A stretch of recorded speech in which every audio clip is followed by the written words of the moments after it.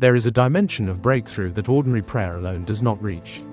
Most people have prayed about a situation for months, sometimes years, and seen very little movement.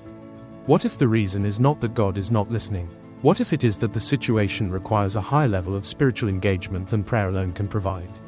That is what fasting is for. And every major turning point in the entire biblical record carries the fingerprint of someone who fasted.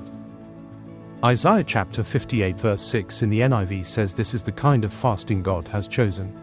To loose the chains of injustice. To untie the cords of the yoke. To set the oppressed free and break every yoke. Do not miss what God is saying. Things that have been bound for years are loosed by fasting. Structures in the spiritual realm that have resisted every other approach are broken by it. Fasting combined with prayer reaches a dimension of the spiritual world that prayer alone, for many situations, simply cannot fully access. In the book of Esther, an entire nation faced a death sentence. Every Jewish person in the Persian Empire was to be wiped out. Esther had to walk into the presence of a king uninvited, an act that carried the penalty of death under Persian law. Before she took one single step, she called her people to 3 days of fasting. Neither eating nor drinking, day or night. After the fast she went in. The king extended his scepter. The decree was reversed. A people who faced genocide were saved.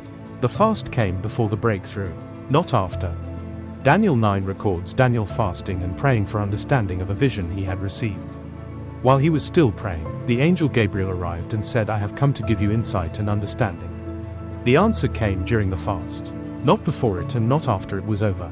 During, the fast created a spiritual environment in which divine communication could be received with a clarity that had previously been unavailable.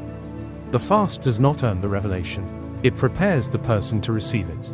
Acts 13 verse 2 says, as the early church was worshipping and fasting, the Holy Spirit said, "Appoint Barnabas and Saul for the special work to which I have called them."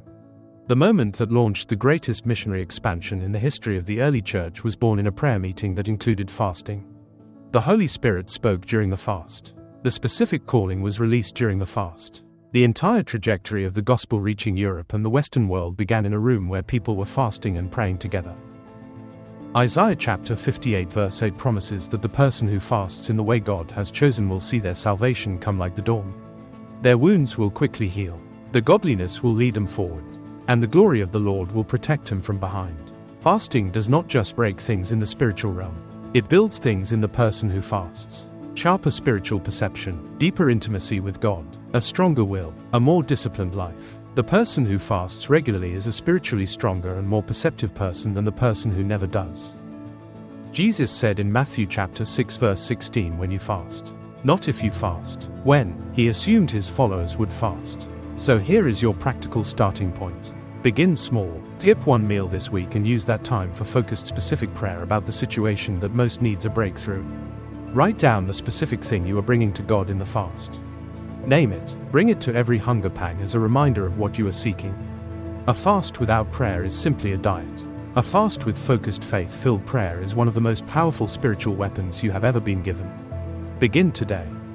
Esther fasted 3 days and a nation was saved. Daniel fasted and an angel brought the answer. The early church fasted and the gospel reached the world. The God who honored their fasts has not changed. The mechanism has not changed. The invitation is still open. Fill the bowls, fast with purpose, pray with authority, and expect that the God who moved at every one of those turning points will move at yours too.